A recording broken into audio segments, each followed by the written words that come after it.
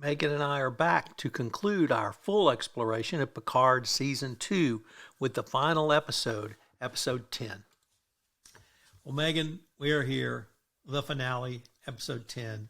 I don't think it would be a spoiler alert to say they landed completely with this episode. I don't know where to start, so why don't I ask you where you would like to start? Okay, well, can we start with what you can probably guess was one of my favorite parts in the series that I was so glad they did? Let's talk about the kiss. Can we talk about the kiss? Because Sure. So at the end of season 1 of Picard, there was some hand-holding between Seven and Raffi, indicating there was some kind of relationship. It was a big deal at the time. And throughout the course of this season, I didn't really pick up that they were, in a serious, long-term relationship. But apparently they must have had something going on because the kiss felt very natural. They were together. The chemistry between them was fantastic. A plus 10 points to the writers for not killing one of them off when they had the chance, because queer couples on TV rarely get to live beyond a season. So I'm looking directly at you, Joss Whedon. So getting to see their relationship, and now I can't wait to rewatch this season now with this knowledge that they had some kind of a relationship that had started earlier and then continued up and is maybe now becoming more official or more permanent. But the way these two very flawed, very strong characters interact with each other, have conflict with each other, work together, and then on episode 10, we got the kiss. It was an extremely satisfying moment of television. Did you have any thoughts about it, Tom? That's really interesting because to me, they have been together since I saw them hold hands. And it was a logical and natural, and this was not an acknowledgement or even a coming out. This was just a kiss. And they've been together the whole time. I felt like it was so tentative. It felt like something new and fresh when it was happening. I don't know, maybe. See, I thought I can't remember which episodes, but when they were in Los Angeles, particularly when they were looking for Rios, that dialogue to me was, I don't want to sound stereotypical, but at least of a couple. And the back and forth. And, anyway, I just thought, I'd assume they'd been along all along, or been together all along. I mean, okay, I should probably tell you something about me. For a queer myself, I have some of the worst gaydar in the entire world. It's a little embarrassing. Anyway, I did think it was a lovely moment, especially because they'd been through all of this really recent trauma. Seven had, become human for a little while. What might have that meant for their relationship? Seven kind of makes the decision to be a little more still, and Raffi was genuinely, I think, worried. Does that mean with me? Could that mean with me? So I thought, even if they had been together canonically the entire time, I thought it was a fresh moment in their relationship. Well, I'm going to cede to you. I'm going to revel in your enjoyment of it. As I'll do. They look so whenever good you together. Yes, they do. For me, this episode, until the last 5 minutes, was about farewells. Mm-hmm. And there were a series of farewells in this. And in many ways, for me, the most surprising one was the first one with Corey and Wesley Crusher. I will self-avow to the world, I was never a hate Wesley Crusher fan. I was, in fact, a huge Wesley Crusher fan. I thought I loved him in TNG, and I loved him because I thought he presented a question that we rarely get to see played out, certainly over 7 seasons, which is, what do you do when you're the smartest kid in the room for the whole time? Now, we've seen, there's some TV shows about nerds and geeks and all of that, but when you're that great, what do you do? And I thought that whole series was, not that I would ever project myself on anyone else, but I saw a teenage boy trying to figure out who he was. And so I've always enjoyed Wesley Crusher, and I thought his journey for me personally was quite satisfying, even at the end of TNG where he goes off with a traveler. Well, here he appears as a traveler. and he takes Corey with him, convinces her to go and be a traveler. And from a science fiction perspective, I thought that was a great way to give a very minor role to a minor-ish character, but in a very substantive way that could lead to other adventures. It gave her a new path, and for us to say, well, maybe you don't have to be human. Maybe you don't have to be Terran. Maybe you can be synthetic and be a traveler. And so that farewell to me was really poignant. I love seeing Wesley Crusher even for, 30 seconds, 60 seconds of screen time. Oh, yeah. How about you? And Will Wheaton as an actor is so great. And he seems like, obviously I don't know him, but he seems like a really cool, person. I think everything he's in is quite delightful. Have you seen The Guild? No. That might be one to check out on your next bit of free time. It's a lot of fun. He has a great role in it. But, yeah, I love that kind of his membership in the Travelers is really tying together a lot of different parts from different, kind of franchises within Star Trek, and it's really building the tapestry of the whole world. So, yeah, I thought it was a great kind of hello and goodbye, again, from a very cool character. Next up, Picard and Talon. Their goodbye comes because she has synthesized herself or morphed herself into Renee so that when Soong successfully assassinates who he thinks is Renee, it turns out it's Talon. And that's sad because we've come to love Talon, but her farewell, she dies in Picard's arms.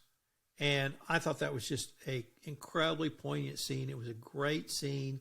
I think, is it Larissa, the Romulan he lives with? Lars. I think that was Laris's ancestor, and I'm pretty sure Picard saw Laris in her, and that was part of the attraction for Picard, not the physical attraction, because Laris is a beautiful woman, but the emotional attraction, and Picard finally allowing himself to feel, even if it's in the 21st century. And so for me, that death scene was quite poignant, whether it was Laris, whether it was Talon, there was, to me, a clear affection between them that I hadn't really seen from Patrick Stewart as Jean-Luc Picard. Yeah, what I found so poignant about that was something that Q said about Talon's death was that, in all of the timelines, she has to die. That's the way it goes. But this is the one where she got to reveal herself to Renee. She got to know Renee. Renee got to acknowledge her work. So it was a poignant scene. It was bittersweet, but I think she was able to die satisfied, having had her purpose acknowledged by the person she'd been protecting for so many years. And now I have to go to one of the greatest farewells I've ever seen on television, and that's Picard and Q. And Q was final. It was. See, I don't think so, and I will tell you why. Okay, tell me why. I thought he stayed in Q character because here is what he said: even gods have favorites. Yeah. Well, he's no god. But he's still telling everybody he's a god just because he's omnipotent. And so he can't even on his death scene. I tell people I was a god too. What's the difference? He's not even a Greek god, little g. And he sure ain't the big one. He's just a guy with some really cool powers and messes people's lives up. And so I still think it's not pet owner pet. I don't want to suggest that, but he still sees himself in an elevated role. And this series, I thought, really brought him down to earth that, yes, he's got more powers, but he's a being, just like the rest of us are beings. But when he says that line, even gods have favorites. But here's the thing I wanted to explore is two things. One is male love that's not physical. And I thought I saw that in this scene. And we don't get to see that enough, frankly. Agreed. And, completely agreed. I don't want to say it took me till 65 to acknowledge that because I did that a long, long time ago with a lot of different men. But, you can love a man, without having to sleep with them.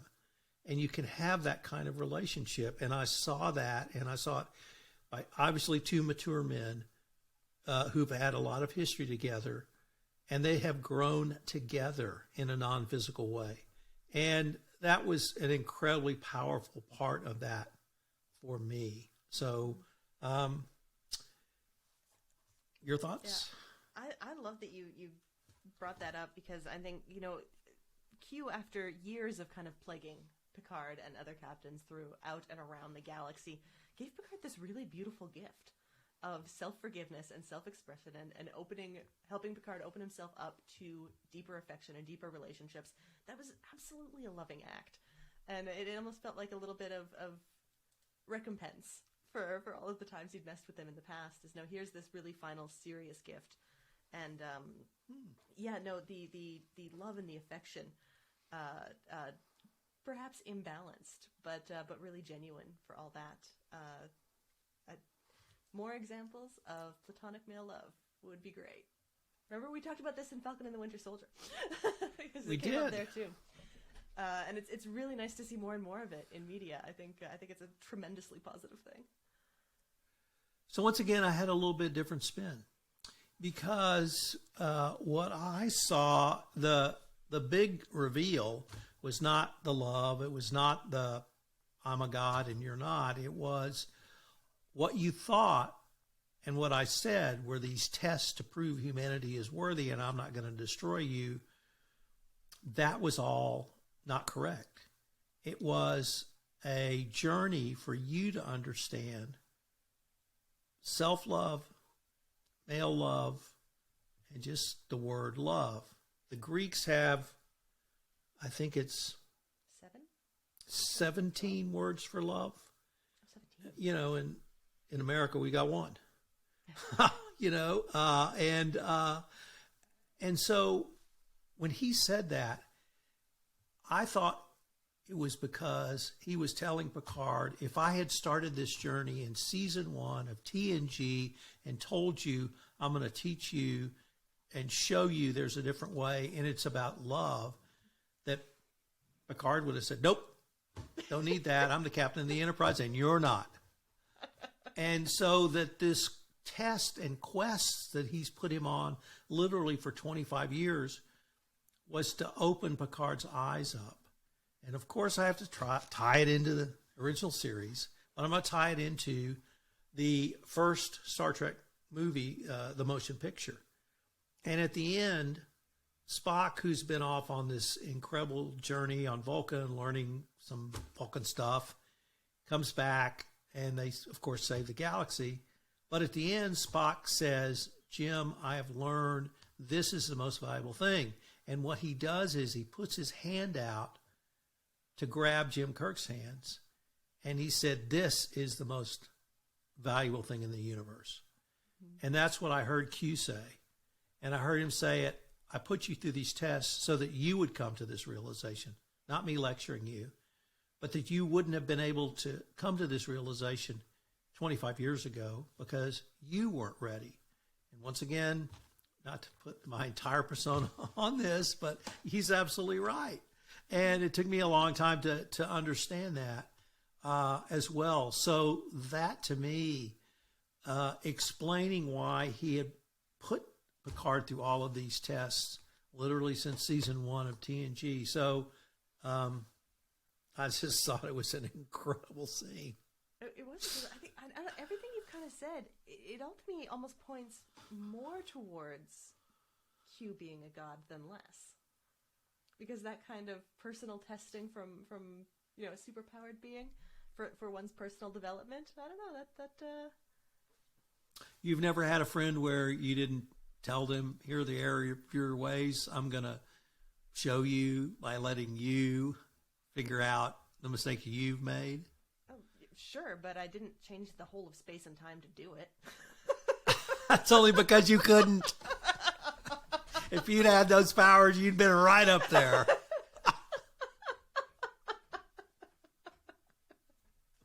So anyway, I just absolutely love that scene.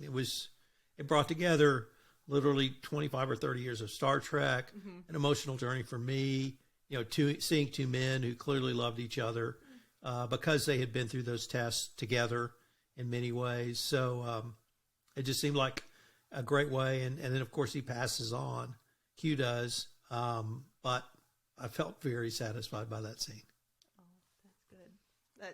It was, I agree, it was beautiful. And it happened right around the same time there was another farewell, because I think I called it a couple weeks ago, Rio Stays in the Past. What did you think of that choice? So it made complete sense. And going back to season 1, yes, he was a very successful captain, but he was doing it all on his own. And I think he saw another way. Yeah. And it was an incredibly attractive, incredibly smart, and incredibly driven woman with a passion to help and serve others. And he fell in love with her. He fell in love with her son. He fell in love with being a servant leader or just a servant. And so I figured somebody was going to stay. And I didn't think they would make Eleanor stay. But it made sense. And within the character, and particularly within the woman he paired off with, absolutely. Yeah, I agree. I think it was a great choice. And it's such a nice thought that he got to enjoy all of these amazing 21st century Earth things that he was so enjoying. And yeah, that he found some happiness and stability and good work to do. It was, I thought, a great end for his character. Although, of course, as a lawyer, I'm always concerned when people violate the timeline. So, please, let's not have any of that random timeline violation, prime directive and all that. That's there for a reason, Jim Kirk.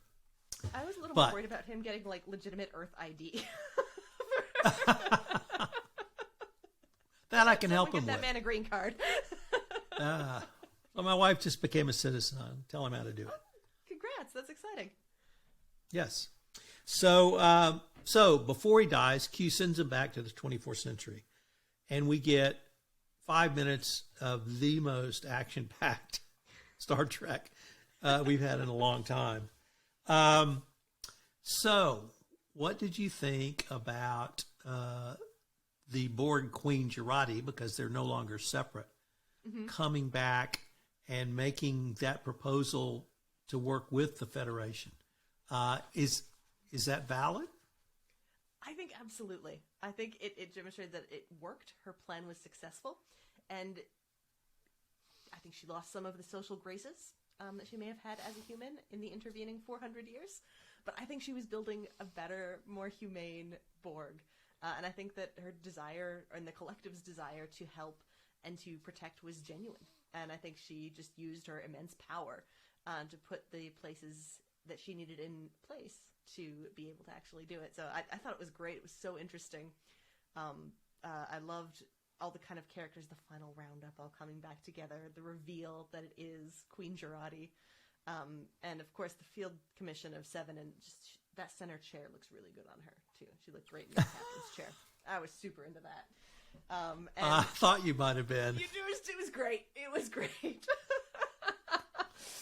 And I absolutely squealed loud enough to scare my cats when they, pinged over to the Excelsior and Elnor was back. Thank you, Q, for the last surprise. So I really enjoyed that. Here was the question I had.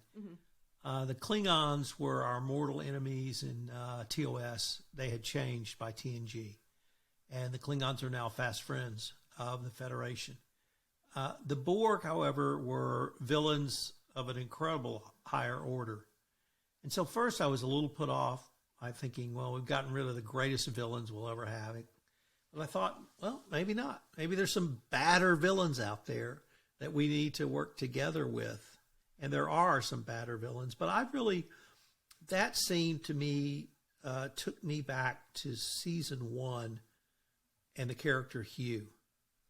When we first met Hugh, and we meet Seven of Nine when she's the Ranger, and what had happened to the Borg, how dispirited they were, and how they were the hunted now for their mechanical body parts, and that they had to almost be protected now.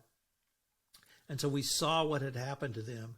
And so it actually gave me some hope that maybe the Borg's future might be different. And maybe there is a way, there's certainly a way for former enemies to become friends.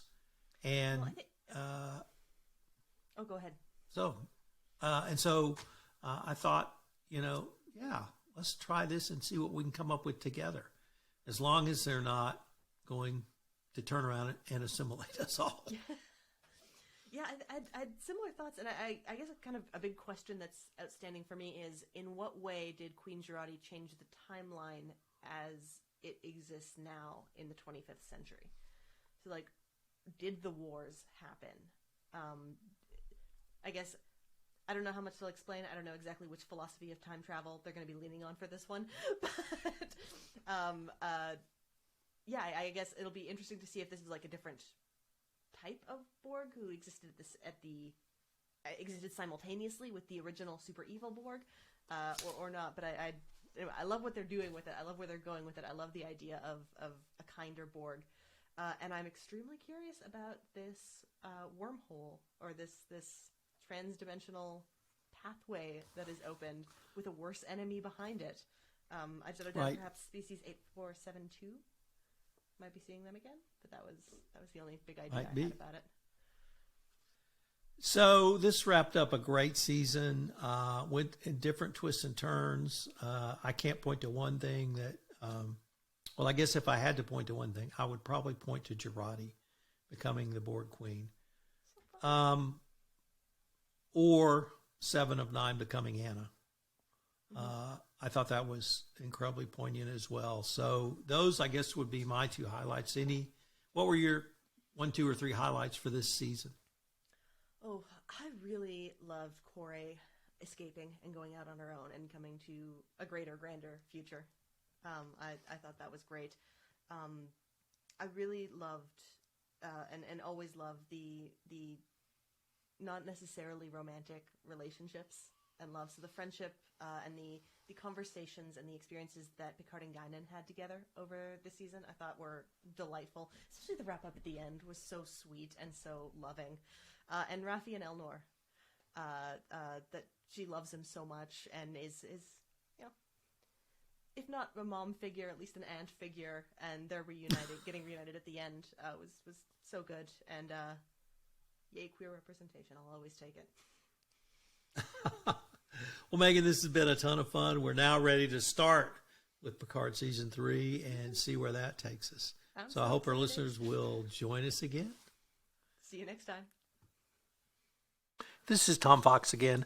Thank you so much for listening to this episode of Because That's What Heroes Do. I hope you've enjoyed listening to Picard Season 2 as much as Megan and I enjoyed bringing it to you for this podcast series. I hope you will join Megan and I again next time, where we start with Picard Season 3. And we're going to catch up and then do weekly episodes on Season 3. This is Tom Fox. I hope you will subscribe, rate, and review this podcast, because That's What Heroes Do. Now, the award-winning That's What Heroes Do is a production of the Compliance Podcast Network.